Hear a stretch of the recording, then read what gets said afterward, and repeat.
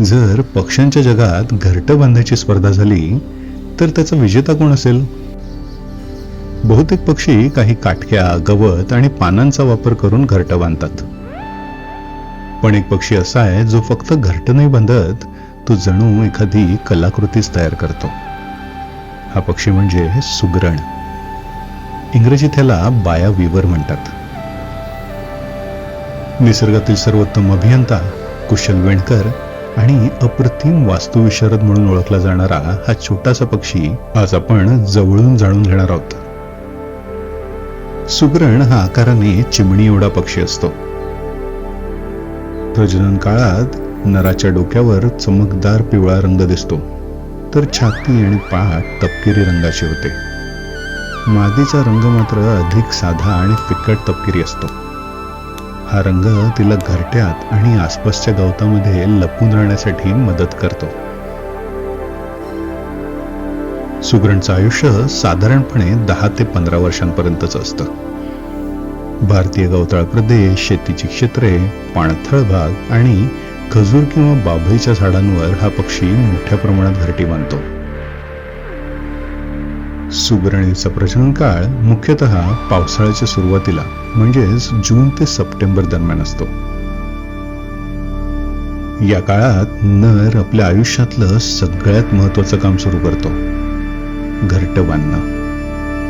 विशेष म्हणजे घरटं बांधण्याचं जवळपास संपूर्ण काम नर एकटाच करतो.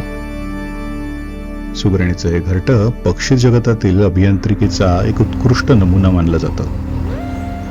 नर लांब गवताची पाती, तंतू आणि पानांचे बारीक तुकडे गोळा करतो. त्यानंतर तो झाडाच्या टोकावर फांदीवर उलटा लटकून एक एक तंतू विणत त्या घरट्याची सुरुवात करतो. सुरुवातीला तो घरट्याचा मजबूत पाया तयार करतो. त्यानंतर हळूहळू गोलाकार कक्ष आणि त्याखाली लोंबणाऱ्या लांब प्रवेश मार्ग तयार करतो. हे काम अनेक दिवस चालतं. एक घरटं पूर्ण करण्यासाठी नराला साधारणपणे 2 ते 3 आठवडे सुद्धा लागू शकतात. घरटं अर्धवट तयार झाल्यावर नर मोठ्या उत्साहानं गाणी गाऊन आणि पंख फडफडवून मादीला आकर्षित करतो.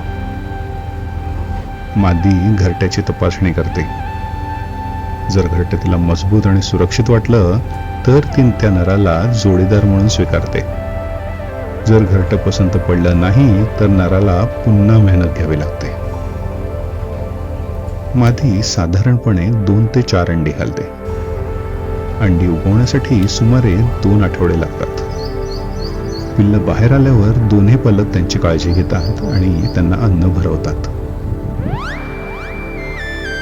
खाण्याच्या बाबतीत सुगरण मुख्यतः धान्यभक्षी पक्षी आहे. तो गवताच्या बिया, धान्य, तांदूळ, बाजरी आणि इतर लहान बिया खातो.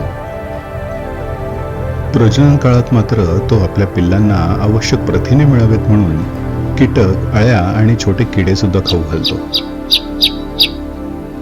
सुगरणचा आवाज अतिशय चैतन्यपूर्ण असतो. प्रजनन काळात नर सतत अशा आवाजात गाणी गात असतो.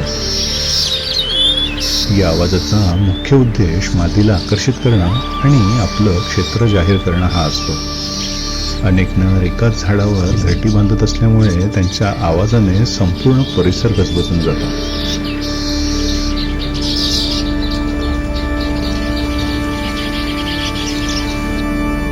पर्यावरणात सुगरणाची भूमिका महत्वाची आहे. तो विविध गवतांच्या आणि वनस्पतींच्या बियांचा प्रसार करण्यासाठी मदत करतो.